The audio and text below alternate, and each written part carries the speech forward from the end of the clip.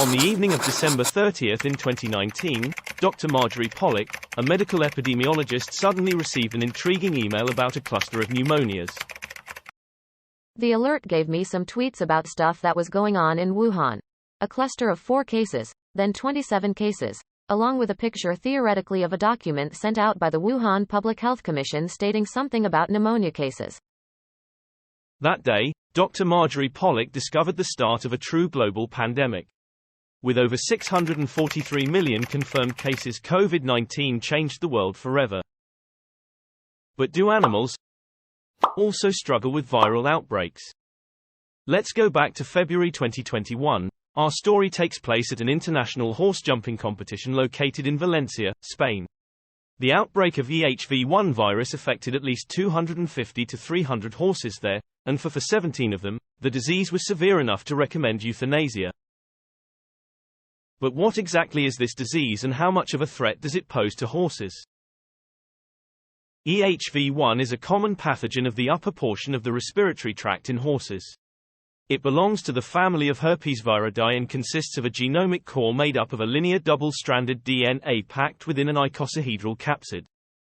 Starting anywhere from 2 to 10 days after contraction, EHV1, almost like influenza, causes initial symptoms like high fever, lethargy, which is a pathological state of sleepiness or deep unresponsiveness, clear nasal discharge that turns purulent, lymph node enlargement, occasional lymphedema, and a predisposition for secondary bacterial bronchitis. In most instances, symptoms of EHV1 are hard to distinguish from EHV4 or influenza. Usually it doesn't pose much threat, as 80 to 90% of horses are infected before they turn 2. So why are we talking about EHV1 today? Unlike other respiratory tract viruses, it can also affect 2 other major body systems, the central nervous system and the reproductive tract. EHV1 can cause abortion in pregnant mares. Even worse is the neurologic form of EHV1 infection, equine herpes myeloencephalopathy or EHM. Although it doesn't happen frequently, progression of EHV1 to EHM can be life-threatening to horses with symptoms like lack of coordination, urine dribbling and inability to void the bladder properly, loss of sensation around the tail, head and thighs, and weakness in the hindlimbs so severe to cause difficulty in rising or standing up at all. Transmission of EHV1 can happen via a few routes. Through direct contact with an acutely infected horse or a reactivated virus-shedding horse. Just like the herpes virus in humans, during stress, EHV1 can be reactivated and can leave the body via nose and mouth secretions. It can also be transmitted from contact with an aborted fetus or placenta, which is rich in infectious virus particles. Finally, EHV1 can be acquired indirectly through unclean items like food troughs, water buckets and nebulizers, as the pathogen can live without a host for up to 4 weeks, but normally only around 7 days. The good news is that there is a vaccine for EHV1, but there is not a vaccine for EHM. Why EHV1 causes severe neurological symptoms in some horses is not understood fully yet, though mature or aged horses tend to develop neurological symptoms more than juvenile equines. While vaccination for EHV1 is widespread, especially for breeding and young horses along with competition horses, the presence of post-vaccinal antibodies against EHV1 is not indicative of protective immunity. Repeated and regular vaccination, good hygiene and symptomatic treatment of infected horses does reduce the frequency and severity of EHV1, but does not fully prevent the disease and guarantee that there won't be outbreaks. In this way, EHV1 vaccination is much like vaccination for COVID-19. Let's talk more about what happened in Valencia in February 2021. How could a virus, that most horses had supposedly been already exposed to many times, cause such a disrupt in the European equestrian community? Firstly, as previously mentioned, stress can cause EHV1 infection to reoccur. Horses from different backgrounds were transported over long distances to Valencia, arriving at an unfamiliar competitive event and stabled together in a large stable tent. If in your childhood any of you have been to a sleepaway camp, you might remember feeling some stress at first too.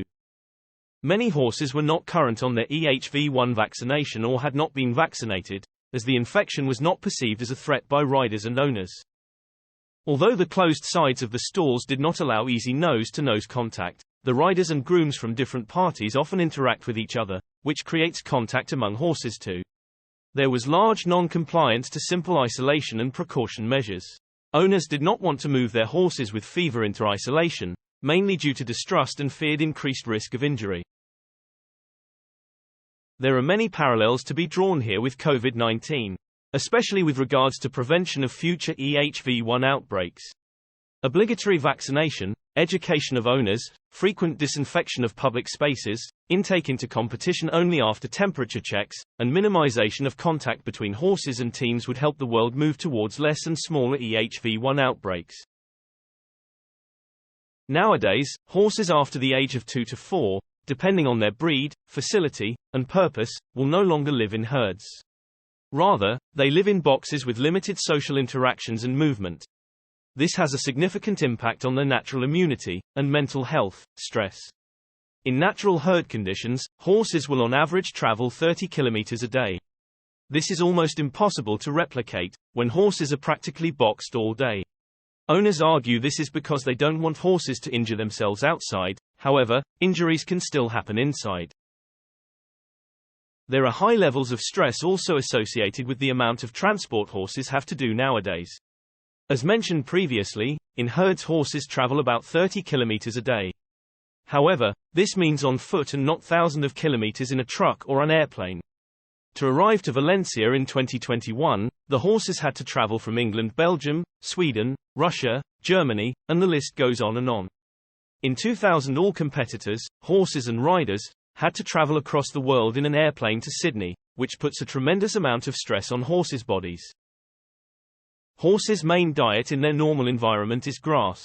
It is difficult to supply horses with the amount of grass they would normally eat, especially if they are not allowed onto pastures. Instead, horses receive feed. Horses' feed can consist of oats, beans, corn, peas, nuts, seeds, etc. This feed is also compressed and processed in order to have a more concentrated energy source. What shows that there is a mismatch is the amount of colics, a common, yet often deadly disease where the intestines of a horse clog up and a very strenuous operation is required. Colics are more common within boxed horse populations, and horses kept in large pastures. There are also many additives given to sport horses, whose purposes are to build muscle, prevent muscle ache, act as a supplement, vitamins, etc., prevent pain, support joints, help the gastrointestinal tract, calm your horse, and give it an energy boost. These are also often given without any prescription, or even without a given purpose. A supplement cocktail is often given to sport horses.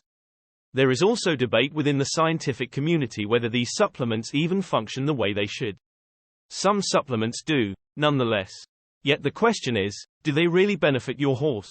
Or would natural conditions do it more good? High numbers of horses allow more transmission. With natural immunity in herds there is less of a problem as it would with horses who have lost their immunity due to semi-isolation. At competitions, horses are regrouped into large temporary barns, like tents, which can contain several dozens to hundreds of horses. Additionally, horses traveling from all over the world with a lot of stress improve this chance. Groups in herds normally do not reach over 100. Most herds are usually made up of several separate, small, bands. Size may range from 2 to 25 individuals, mostly mares and their offspring, with no more than 1 to 5 stallions. To sum it up, there is a significant mismatch between horses in their natural conditions and how they are being kept today. Perhaps if the conditions, especially sport, horses are currently kept would mimic their natural ones more, situations such as an EHV1 outbreak would be less frequent, or much less likely to reoccur.